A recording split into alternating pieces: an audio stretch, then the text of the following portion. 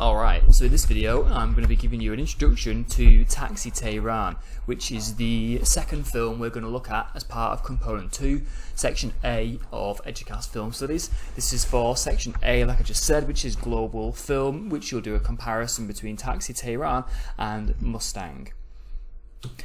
Just as a quick reminder, in this section we're going to be studying three study areas. First one being the key elements of film form, so that's your cinematography, it's your mise en scène, editing and sound. We will also be looking at how those different elements of film form are used to construct meaning and create spectator response, so things like maybe representation, stuff like that. And then finally we're going to look at the context behind the films as well, so that's going to include things like social, cultural, historical, political, institutional, stuff like that. So this is just going to be a very quick overview of what the film is actually about to prepare you for when you actually watch the film.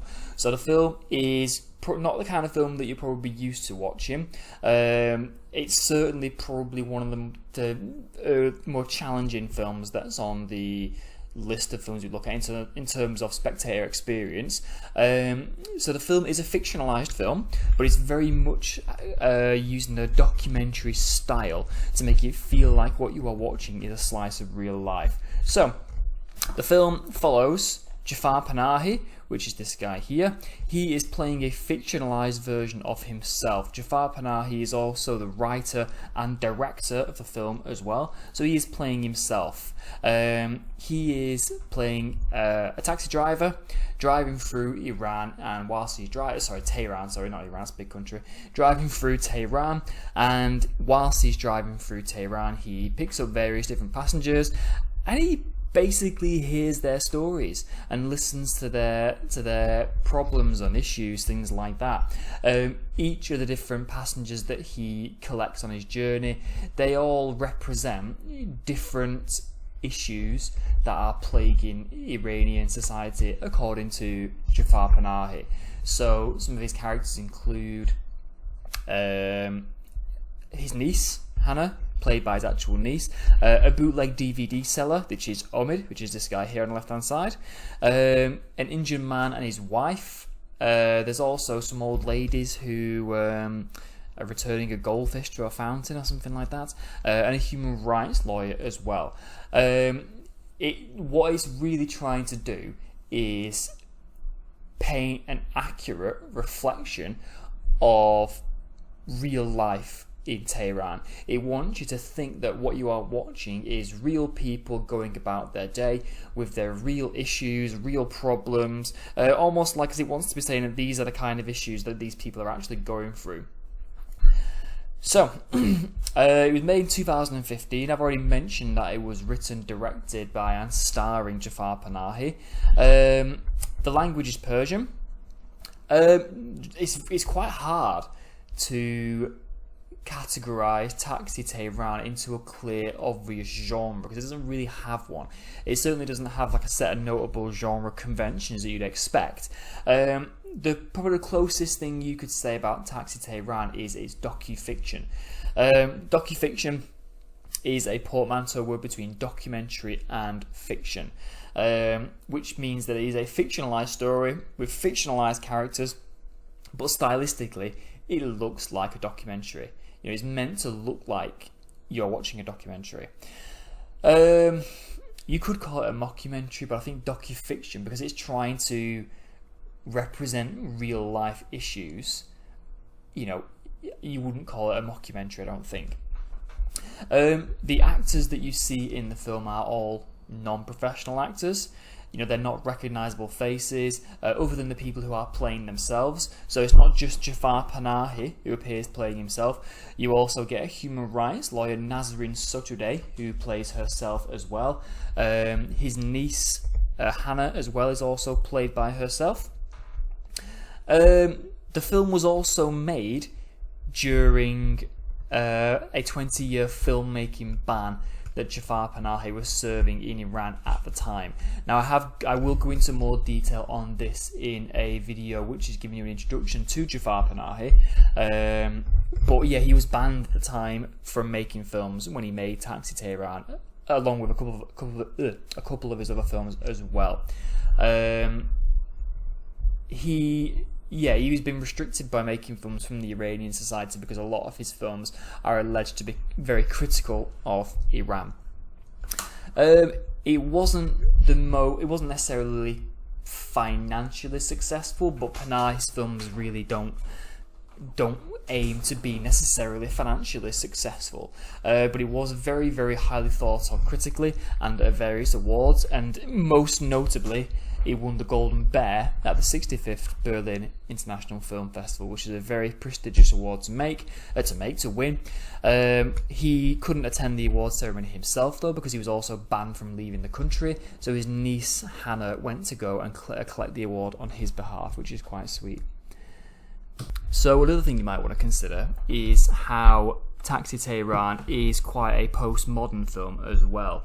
There are quite a few examples of how it is postmodern in terms of things like directly addressing the camera, breaking the fourth wall, stuff like that.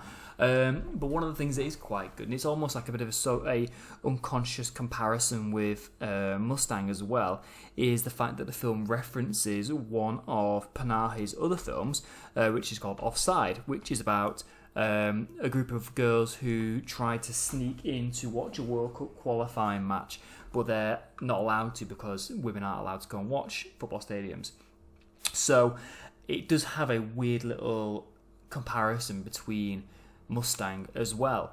It's referenced by the character of a human rights lawyer who, when she is picked up in the taxi, she's on her way to prison to visit a group of people who have been arrested for that particular reason. So it does have a weird little comparison with Mustang there, but also the fact this is also a comment on patriarchal oppression and things like that. Again, you've got a nice little comparison there with Mustang. So one of the things that Taxi Tehran has been accused of committing, that and a couple of other Panahi's films as well, is the fact that the film commits something called Sianime, which is a difficult word to spell. Sianime is a Persian word, and what that means is it's basically accusing the film of deliberately misrepresenting Iran and representing Iran in a particularly negative way, in a way that is not true, essentially. This is what the Iranian authorities have accused a lot of Panahi's films of being, including Taxi Tehran, and it's one of the reasons why he has been banned from making films. Sianime is the argument that these films basically just try and pander to Western audiences, and they've got no interest in representing reality. So it says here, some Iranian critics believe that the films portray a gloomy and dark image of social conditions under the Islamic Republic. So Sianime is a good little term to use in terms of what the film has been accused of committing. So this is the important thing, and it's one that can be quite tricky to get your head round initially. It's very likely that you could get a question specifically about the aesthetics of Taxi Tehran in the exam. If you go back and look at the core study areas, one of the elements here is the key elements of film form. That's your aesthetics. So you might very well get a question on that. Now, when you initially look at Taxi Tehran, you might struggle to understand what the hell you could talk about when it comes to thinking about the aesthetics of the film, because the film, it's not a particularly stylized film. It's not a film that has flashy editing techniques or non-continuity editing techniques or immaculate cinematography with perfect framing. It's very much on the realist side of things rather than the formalist side of things. So you might think, well, how can I talk about aesthetics for a film that looks like this.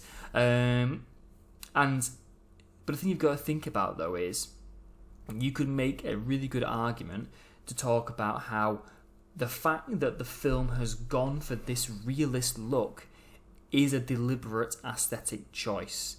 So yes, the film looks very realistic, and the film uses aesthetics to create that sense of realism and verisimilitude. So Panahi wants you to feel like what you are watching is real life. So he uses the aesthetic to help create that impression. So, for example, he will use a handheld camera. He will use a dash cam. In fact, at some points, we even get shots taken from Hannah's little digital camera that she's got in her hand. You know, the fact that there is hardly any editing in the film. It is largely unbroken tracking shots with a couple of cuts here and there, I think, but very, very few. The lack of diegetic sound as well, you know, it's a deliberate choice. Excuse me.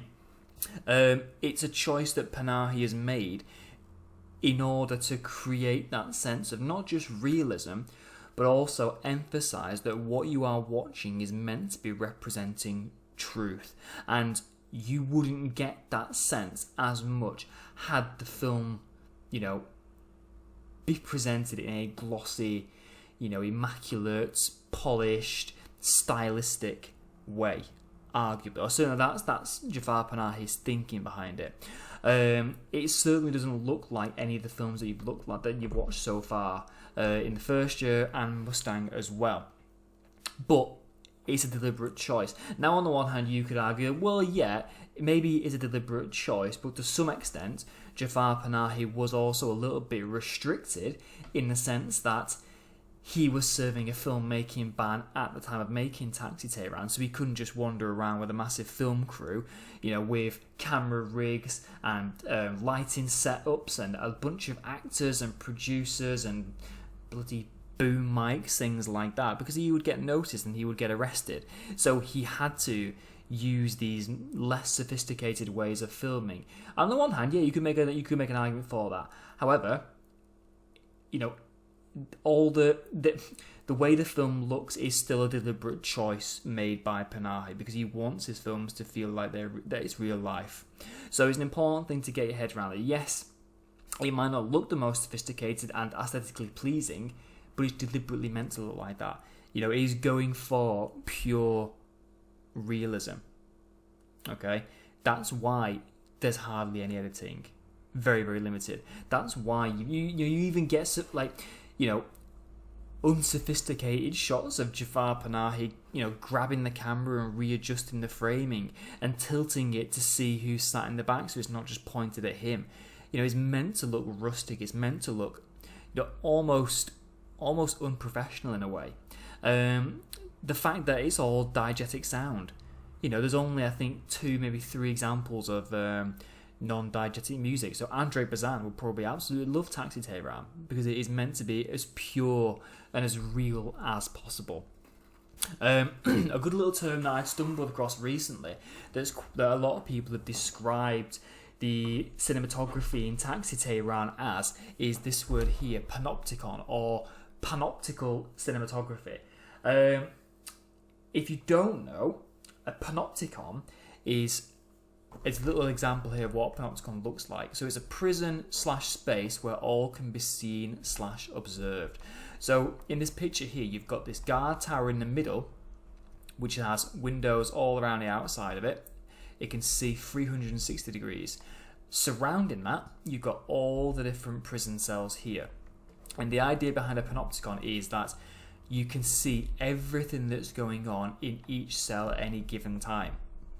Now, a lot of people have compared the cinematography in Taxi Tehran to a panopticon due to the fact that the camera, or the taxi itself, is the guard tower in the middle, because we can see everything that's going on around the outside of, you know, the taxi. the camera can rotate, it turns around. At some point it's facing the front, sometimes it's facing Panahi, sometimes it's facing the passengers. So you can see everything. So you can see that, why people might describe his the cinematography in Taxi Tehran as a panopticon or panoptical cinematography. It's a good little term to use that. So the reason why he wants to have this aesthetic is because he wants his films to be he wants Taxi Tehran to represent the truth. Now, what he wants his film to be is representing what's called cinema verite, which is another French term, which is a bit of a film movement from the can't remember on the top of my head, to be honest, doesn't matter. But cinema verite translates as truthful cinema or cinema truth. Now, this bullet point here is probably the most important thing, the fourth bullet point. So it aims to achieve natural actions and authentic dialogue in its subjects to reflect everyday life in order to find truth. That pretty much sums up the entire reason why Panahi has gone for this kind of aesthetic. He has chosen this style because he wants his film to be cinema verite. He wants it to be, showing everyday life to reflect the truth. Okay, so cinema verite is a really, really good term to be using when you're describing the aesthetics of Taxi Tehran. Okay, this is a big quote now, but I'm not expected to make a note of this, okay? But I think this is quite a nice little quote that helps to explain the reasons why films like Taxi Tehran, and to some extent Mustang as well, exist. So if you don't know who this is Roger Ebert. He was a very famous American film critic. He was sort of essentially like the American equivalent of Mark Kermode, if you know who he is. And before I read the quote, you've got to think about, for Taxi Tehran, that is not a film that exists purely for commercial gains.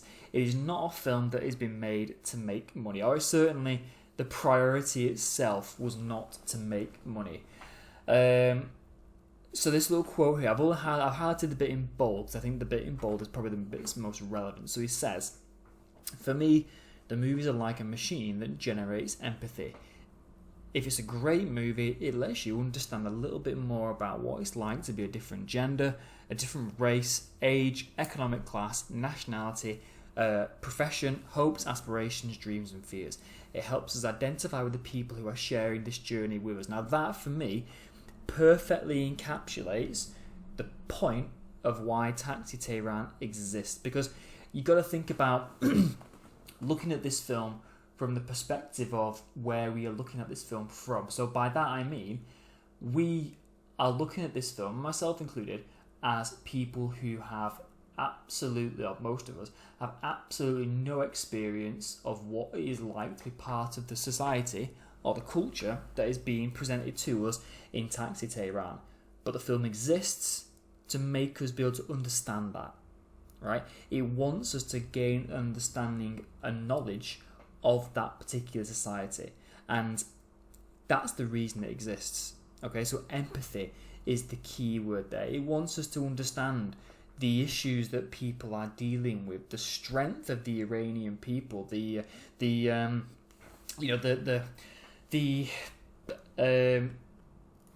issues that are affecting that particular society.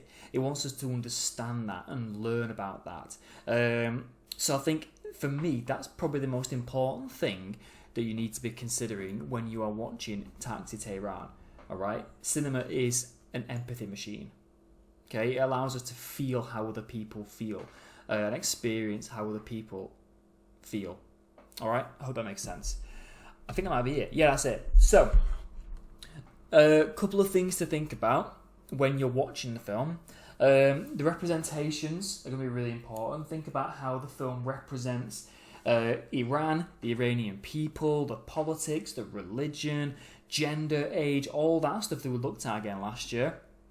There is going to be another video specifically about the context of Iran and Iranian culture. But I'd also think about your own experiences when you're watching the film. So by that I mean think about your own knowledge and understanding of that particular country and issues when you are watching the film, the context behind it. You know, does understanding the context of the film change the way you watch it? Does it make you appreciate it more?